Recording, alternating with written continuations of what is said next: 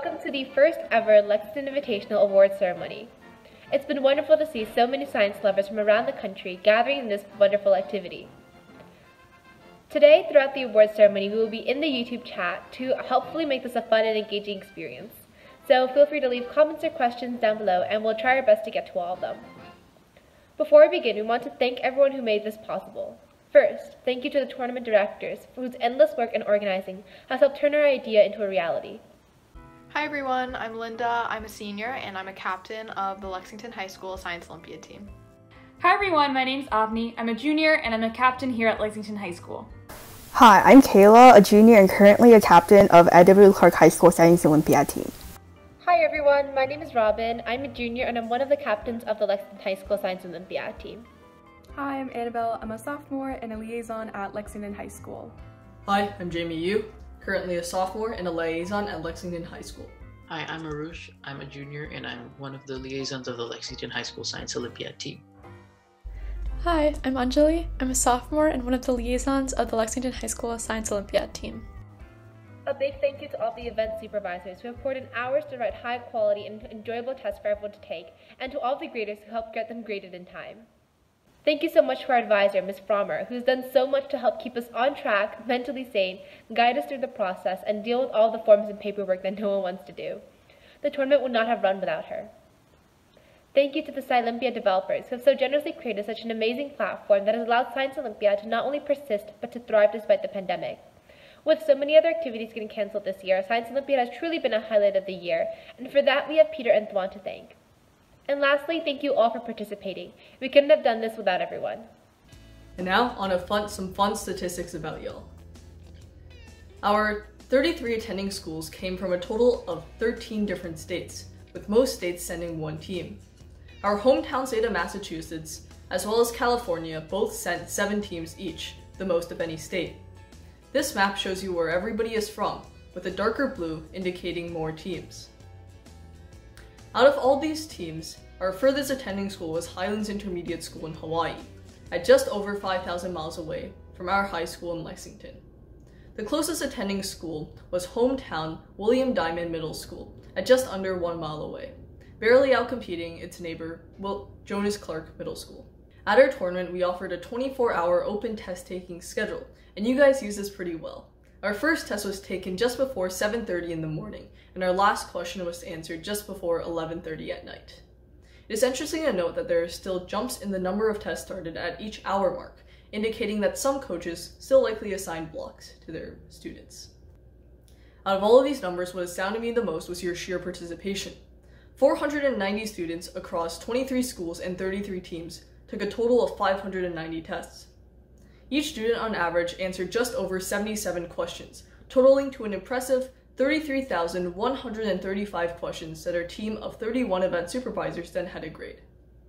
I hope you enjoyed these statistics, and moving on, we'll have our resident pun master share our favorite puns from Science Pun Fun.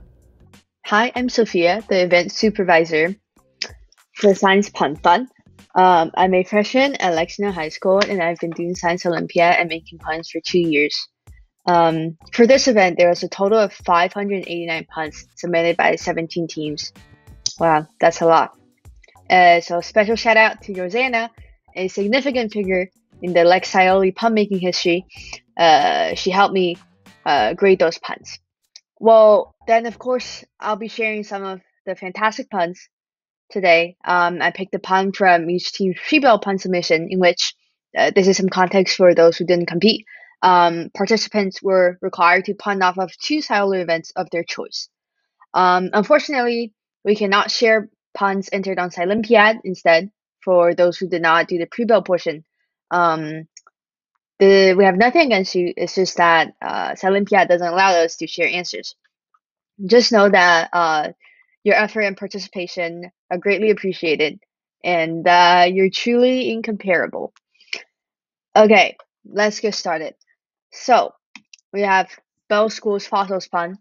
What do you call a T-Rex that can fly? A dinosaur. I have Beckendorf Junior High School's water quality pun. Why were the water molecules hanging out?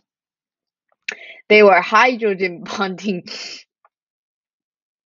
We have a meteorology pun from the Harmony School of Excellence. Did you hear about the meteorologist who broke his arms and legs? Yeah, he now has to wear forecast for a long time. I have Clark Hayes' anatomy pun. Who wrote a song about the bones in your body? Pelvis. That's a nice bonus to put on your anatomy test, yeah. I have Clark B's food science pun. Did you know that the wheat on farms are specifically bred to create better pastries? I have Kennedy Junior High School's food science pun. Have you seen my friend Strepto anywhere? I last saw him in chains. We have some context here. You can read it, and here's a citation. We have Lakeshore Goals Reach for the Stars pun. And I personally think that this is very wise. We really should be serious about all these puns. Absolutely correct. We have Longfellow's dynamic planet pun. Why is Juan de Fuca so good at Mario Kart? He's got the continental drift. Again, some context, Juan de Fuca is a tectonic plate. Must have contemplated that pun, right? Okay, we have Ross and Robinson's circulate pun. What does your hair feel when you rub it against a balloon? It feels ecstatic. We have Sierra Vista Black's Reach for the Stars pun. What do astronomers enjoy cooking? Unidentified frying objects.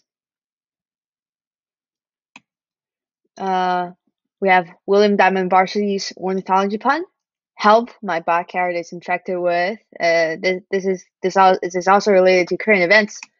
COVID-19. Again, some context. COVID basically is the crow family. We have William Diamond L2's disease detective pun. After my stomach growled, I wrote it in my diarrhea. Okay, that's it for the pre-builds that participants submitted. But then we have a special guest, our Codebuster supervisor Tim. Is also very invested in puns. He's a pundit, if you will, and I can't decipher anyone, but his puns are pretty good. So let's read a few. You know why fjord estuaries are well seasoned? Because they have basil. What do you get when the moon pulls on DNA? Nucleotides. Why does a pH change affect the ecosystem? Nutrient deficiency. Well, now that pun needs some scales. Okay. That's it for our pun sharing. Thank you guys so much for participating. Go thank LexSL for providing this platform. And your rankings will be revealed later. And well, I'm gonna peace out. Bye.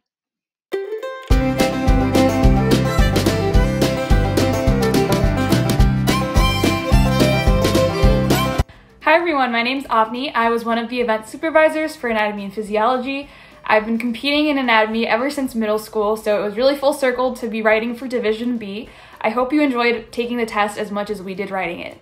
Hi, my name's Invita, and I was another one of the event supervisors for anatomy this year.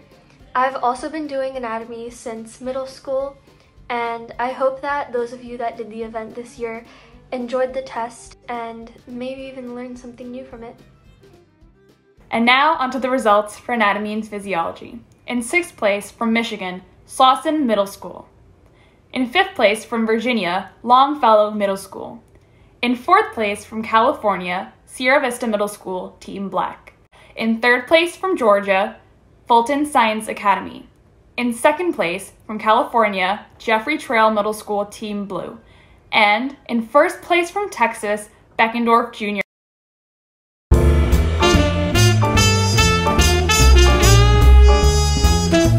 I'm sure you've all heard about electricity before. You know, when charges flow through a wire due to forces between charged objects. You've probably also heard about magnetism, which is when attractive and repulsive forces are produced by moving charges. What if we told you that these phenomena, that we see as so different, are actually really closely related?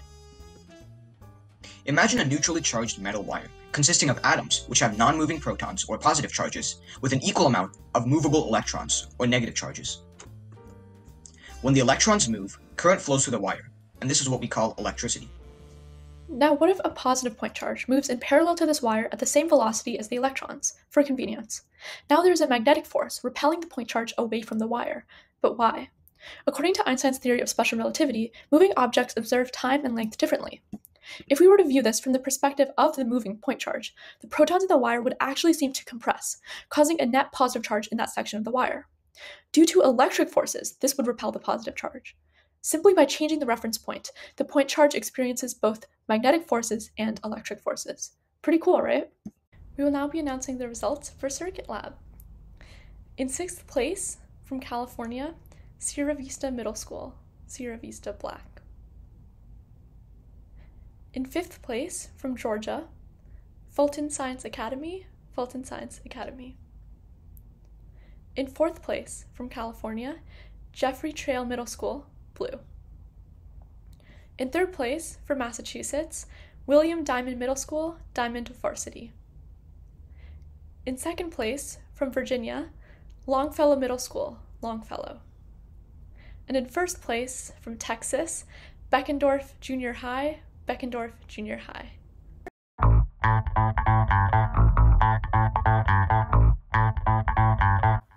Hi everyone, I'm Tim Elnitiarta, the Codebusters ES. People seem to have trouble with the time question on the test, and the fastest time was only 5 minutes 14 seconds, so I'm going to go over the solve path for it here.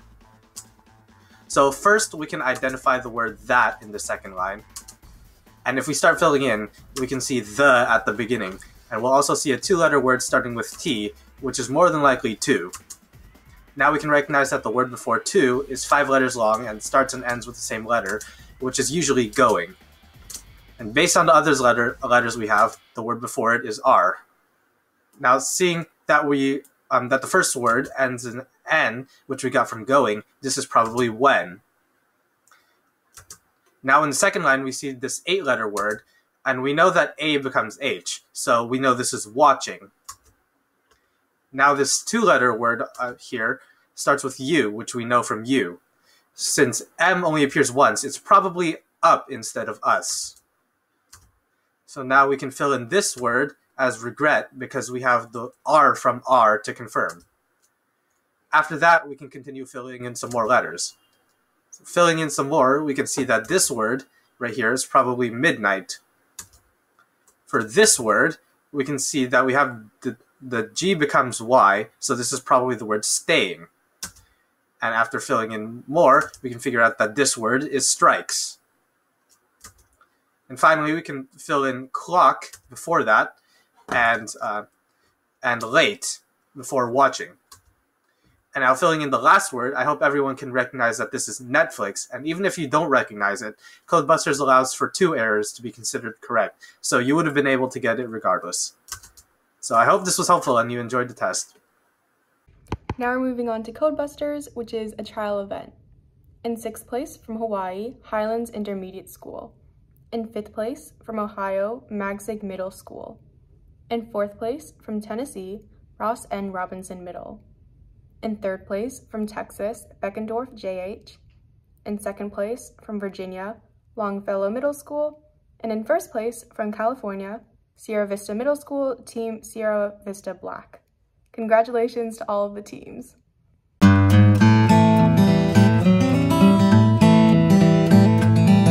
Hi, we are Tasneem and Anvita, the event supervisors for Crimebusters. One of the categories in Crimebusters is shoe prints. Did you know every 1 inch of foot length corresponds to 6.6 inches of vertical height? You can also determine whether a person is walking backwards if they have a short, irregular stride and an unnaturally deep toe. Sometimes you can also tell the gender, because women tend to be pigeon-toed and have smaller feet. The pace can also be determined. If a person travels fast, the shoe prints will be heavy in the toe and light in the sole, and vice versa for walking slow. Now when you see a shoe print, you'll be able to determine these traits. Now onto Crime Busters. In 6th place from California, we have Sierra Vista Middle School, Sierra Vista Black. In 5th place from Georgia, we have Fulton Science Academy. In 4th place from Michigan, we have Slauson Middle School.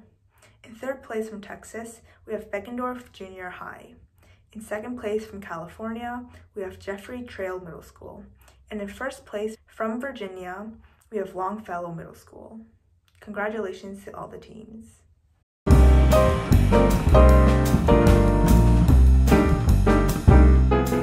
Hi, my name is Aryan, and I'm one of the event supervisors for Density Lab. I wanted to talk about some changes that have been taking place in the scientific world. In 2019, 3 of the SI units that are used in Density Lab were changed, which are the kilogram, the mole, and Kelvin.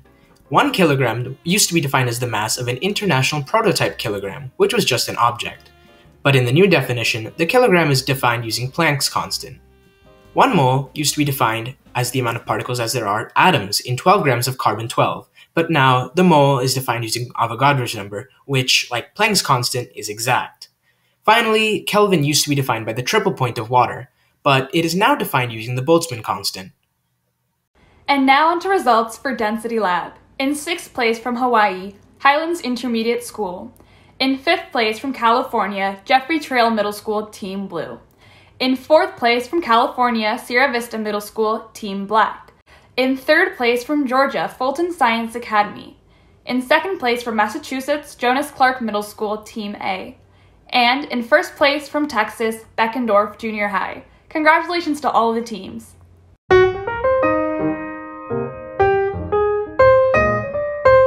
Hi all, I'm Jason Chang, a junior at Westminster Plains-Aurora High School North, and my co-event supervisor was Naga from Lexington, and we were digital structure event supervisors this past Saturday. We'd like to pose a question. What balsa type/materials are available in SkySafe? As you may know, there are 3 balsa grades, also known as materials: light, medium, and heavy. What you might not know, however, are the numbers behind the scenes that tell the program what to do. Each material has a set of values that determine its properties. For instance, the Young's modulus, shown as the slope of the stress strain curve at the top right, determines how stiff the material is. The heavier the balsa grade, the stiffer it is. The Poisson's ratio is a constant across all balsa grades. It measures how much the member deforms perpendicular to the applied force. The yield strength in megapascals is the stress in which permanent deformation occurs. In a similar vein, the ultimate strength is where the member will fully break. We hope you got something out of this lecture. Thank you for competing. And now, on to awards for digital structures. In 6th place, from the state of Michigan, Slauson Middle School. In 5th place, from the state of Michigan as well, Lakeshore Middle School, Lakeshore Gold. In 4th place, from the state of California, Sierra Vista Middle School, Sierra Vista Briarwood. In 3rd place, from the state of Texas, Beckendorf Junior High School. In 2nd place, from the state of Virginia, Longfellow Middle School. And in 1st place, from the state of California, Jeffrey Trail Middle School, Team Blue.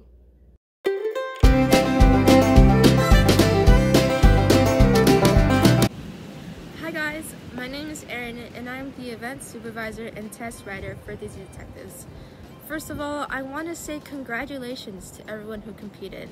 This is certainly not an easy test and I was very impressed by the results as many of y'all did very well. Without further ado, here are some statistics from last Saturday. Question 10 had the most correct answers with a total of 31 correct responses, and on the other end of the spectrum, it seems that question 78 was the most difficult as it had no responses garnering full credits. Once again, congratulations, and I hope that you all will continue your Science Olympiad journey no matter how well you do today. And now we're moving on to disease detectives. In 6th place from Massachusetts, William Diamond Middle School, Team Diamond Varsity. In 5th place from Texas, Beckendorf JH. In 4th place from Virginia, Longfellow Middle School. In 3rd place from California, Sierra Vista Middle School, Team Sierra Vista Black. In 2nd place from California, Jeffrey Trail Middle School, Team Blue. And in 1st place from Georgia, Fulton Science Academy. Congratulations to all of the teams.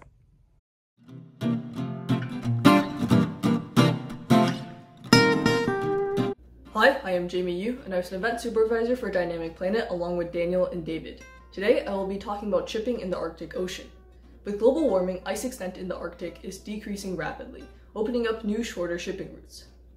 However, there are also increased dangers, including the fact that because there is decreased ice cover, wind stress lands directly on the water, leading to huge waves, and air passing over the cold watery surface leads to thick advection fog. Even so, shipping continues to increase. Unfortunately, ships emit something called black carbon, which coats the ice and turns it a dark gray. This in turn drastically decreases the ice albedo, meaning that it absorbs a lot more sunlight, thus accelerating ice melt and Arctic warming. And now, on to awards for Dynamic Planet. From the state of Hawaii, in 6th place, we have Highlands Intermediate School, Highlands Pokey. In 5th place, from the state of California, Sierra Vista Middle School, Team Black. In 4th place, from the state of Virginia, Longfellow Middle School. In 3rd place, from the state of Michigan, Slauson Middle School. In 2nd place, from the state of California, Jeffrey Trail Middle School, Team Blue. And in 1st place, from the state of Texas, Beckendorf Junior High School.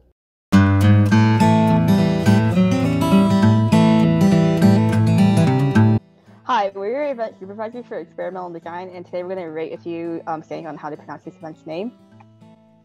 So first off, we have this. Basically, we're going to rate this out of 0 out of 10 because, like, who would say this? It's way too long.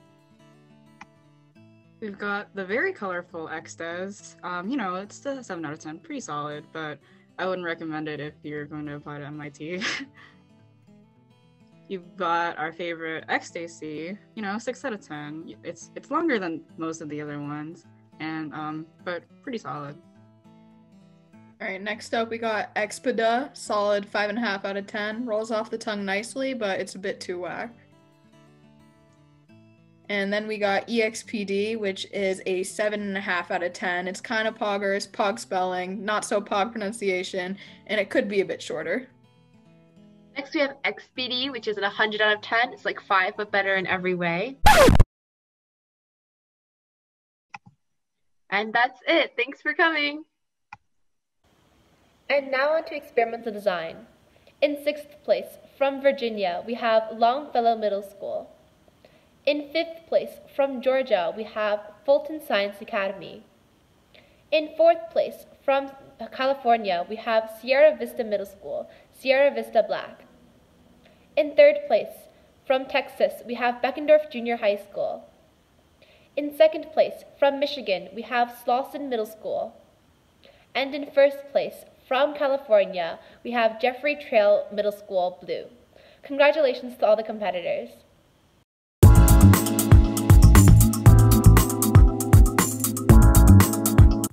Hi, I'm one of the event supervisors for food science, and this is Tag Yourself, microbes used in food fermentation edition.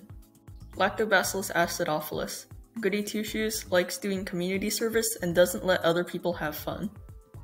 Lactobacillus bulgaricus, leader in group projects, big nerd, and always with Streptococcus thermophilus.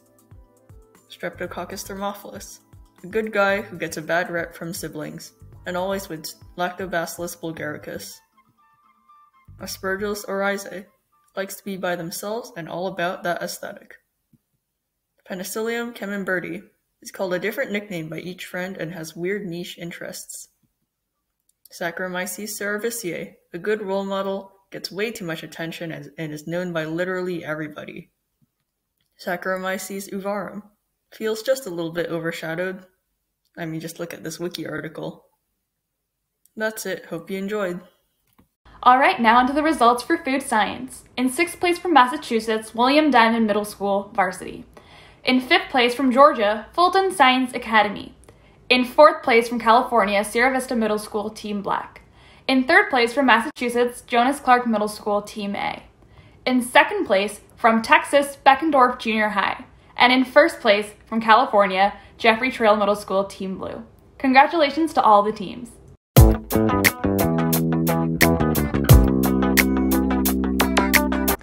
Hello, this is the Fossils 30-second mini lecture about pyritization, a form of permineralization involving the mineral pyrite. Pyrite is formed through the interaction between iron and sulfur, often in oceanic conditions, which helps form casts of organisms. Pyrite takes on a distinctive cubic nature, which can sometimes be seen on permineralized organisms. However, it is more easily identified by its distinctive golden sheen. And now, on to awards for fossils. In 6th place, from the state of Massachusetts, we have Jonas Clark Middle School, Team A. In 5th place, from the state of Virginia, we have Longfellow Middle School. In 4th place, from the state of Massachusetts, we have William Diamond Middle School, Varsity. In 3rd place, from California, we have Sierra Vista Middle School, Team Black. In 2nd place, from the state of Texas, we have Beckendorf Junior High School. And in 1st place, from the state of California, we have Jeffrey Trail Middle School, Team Blue.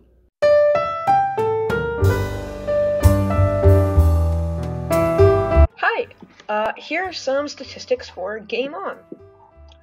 So, the 5 categories in which teams earned the least amount of points on average were for sound, science of theme, play balance, graphics, and autonomous sprites. And the main reasons for this were that a lot of teams were missing levels, so that takes off points on play balance. They didn't have environment collisions or any sound at all. And also, plenty of teams were missing comments. They didn't have moving autonomous sprites, and they didn't have scientific themes presented. And scientific themes especially, having a screen that with 4 scientific themes on it is a very easy way to get 12 points, so everyone should be doing that. And yeah, also the categories that people did best in were the categories for organization, introduction, debriefing, scorekeeping, and the user sprite. Now onto Game On. In 6th place from Michigan, we have Lakeshore Middle School, Team Lakeshore Blue. In 5th place from Hawaii, we have Highlands Intermediate School. In 4th place from California, we have Sierra Vista Middle School, Sierra Vista Black. In 3rd place from California, we have Jeffrey Trail Middle School, Team Blue. In 2nd place from California, we have Sierra Vista Middle School, Team Sierra Vista Briarwood. And in 1st place from Texas, we have Beckendorf Junior High. Congratulations to all the teams.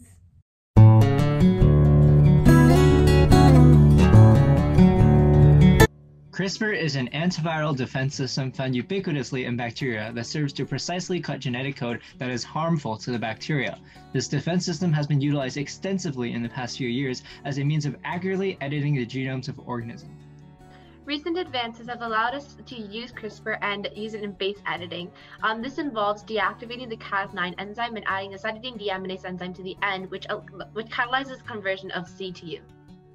This specific technique has been investigated for use in gene therapy for Alzheimer's, breast cancer, and other diseases with genetic components, with the advantage over a traditional CRISPR system being a more reliable and accurate cut. And now onto the heredity results. In 6th place, from Michigan, we have Slauson Middle School.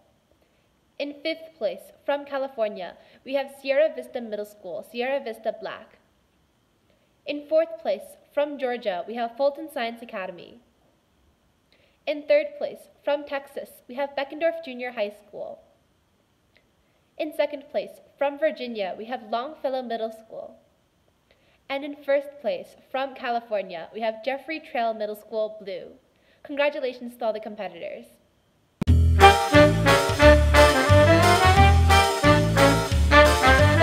Here are 13 examples of simple machines and everyday objects.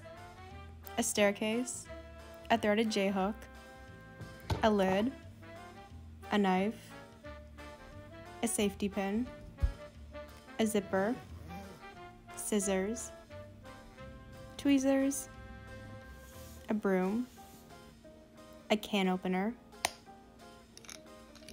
a screwdriver, a door hinge, and shades.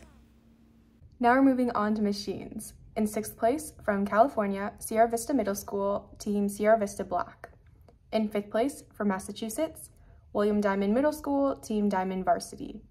In 4th place, from Georgia, Fulton Science Academy. In 3rd place, from Virginia, Longfellow Middle School. In 2nd place, from Texas, Beckendorf JH. And in 1st place, from California, Jeffrey Trail Middle School, Team Blue. Congratulations to all of the teams.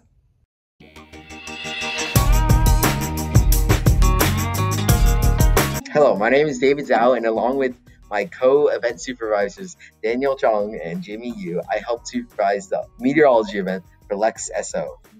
I hope you guys enjoyed taking our test, and I really enjoy meteorology, but it's also important to realize that meteorology is not just for Earth.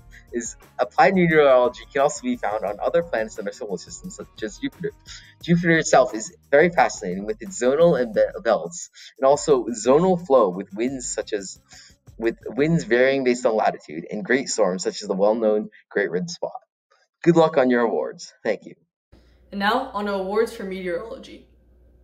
In 6th place, from the state of Virginia, Longfellow Middle School. In 4th place, from the state of California, Sierra Vista, Team Black. In 4th place, from the state of Hawaii, Highlands Intermediate School, Highlands Pokey.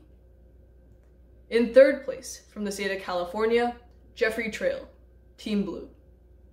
In 2nd place, from the state of Georgia, Fulton Science Academy. And in 1st place, from the state of Texas, Beckendorf Junior High School.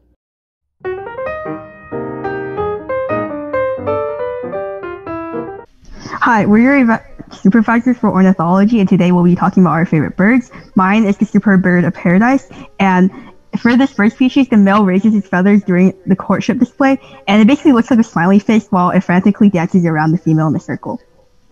Hi, my name is Robin. My favorite bird is clearly the American robin. Fun fact is that there are over 100 different types of robins, and I am particularly inclined toward the pink robin. It's very cute. Hi, my name is Jamie. My favorite bird is a hoatzin. The hoatzin is the only completely folivorous bird and thus uses foregut fermentation. To ferment its food, it has a population of bacteria and protozoa in its gut, provided to it by its parents in the first 2 weeks of its life. Kinda stinky. And now onto the results for ornithology. In 6th place, from Massachusetts, we have Jonas Clark Middle School, Clark A. In 5th place, from Virginia, we have Longfellow Middle School. In 4th place, from Massachusetts, we have William Diamond Middle School, Diamond Varsity. In 3rd place, from Texas, we have Beckendorf Junior High School. In 2nd place, from California, we have Jeffrey Trail Middle School, Blue. And in 1st place, also from California, we have Sierra Vista Middle School, Sierra Vista Black. Congratulations to all the competitors.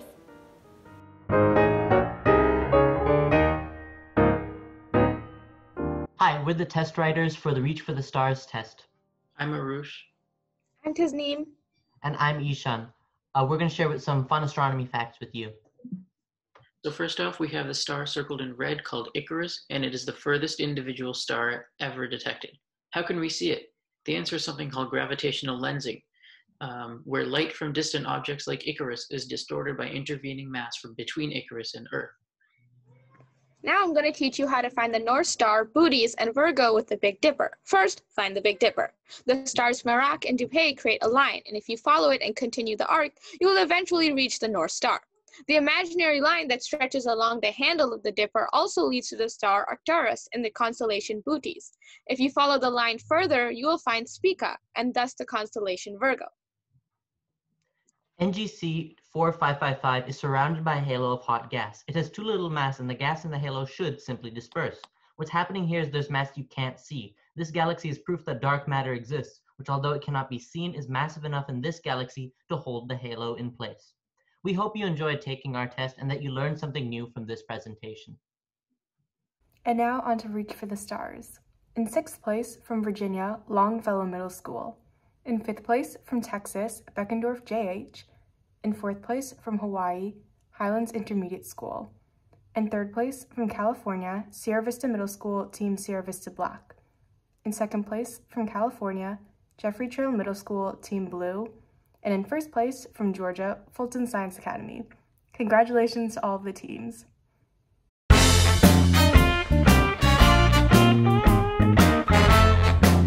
Hi all, I'm Alan, one of your event supervisors for Road Scholar at this year's Lexington Invitational.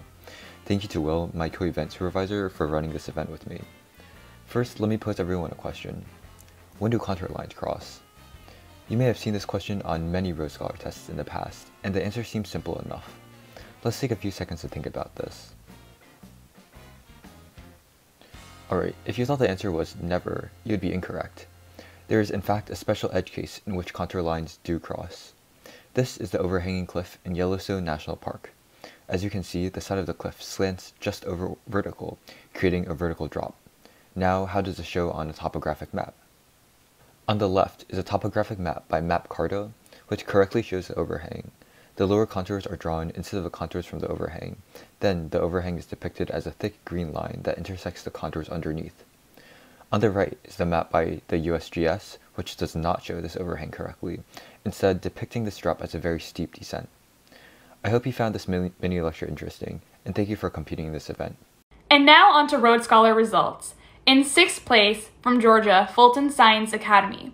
In 5th place, from Michigan, Slauson Middle School. In 4th place, from Hawaii, Highlands Intermediate School. In 3rd place, from Virginia, Longfellow Middle School. In 2nd place, from Texas, Beckendorf Junior High. And in 1st place, from California, Jeffrey Trail Middle School, Team Blue. Congratulations to all of the teams. Now on to Science Punt Fun. In 6th place from Texas, we have Harmony School of Excellence, Team A.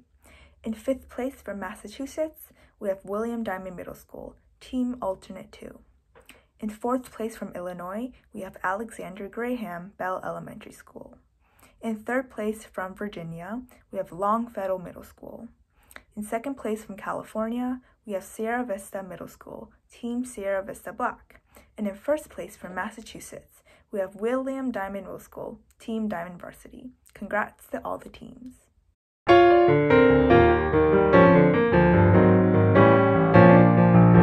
Hi, we're the Water Quality Event Supervisors. I'm Daisy.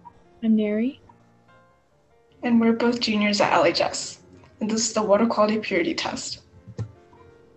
1. Tasted the water for salinometer testing in a competition because your salinometer didn't work. 2. Confused bumphead parrotfish and humphead wrasse. 3. Mixed up the order of potable water treatment schemes. 4. Forgot your cheat sheet. 5. Forgot your calculator. 6. Wanted to eat a flamingo tongue snail. 7. Skipped the Winkler titration question on a test. 8. Have BOD's formulas written on your cheat sheet even though you've already memorized it.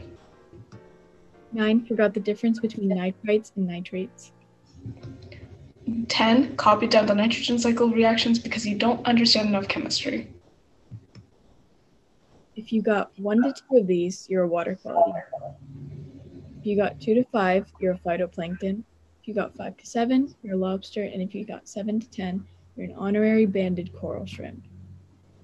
Now on to water quality. In 6th place from Georgia, Fulton Science Academy. In 5th place from Texas, Beckendorf JH. In 4th place from Virginia, Longfellow Middle School. In 3rd place from Michigan, Slauson Middle School. In 2nd place from California, Jeffrey Trail Middle School, Team Blue. And in 1st place, also from California, Sierra Vista Middle School, Team Sierra Vista Black. Congratulations to all the teams.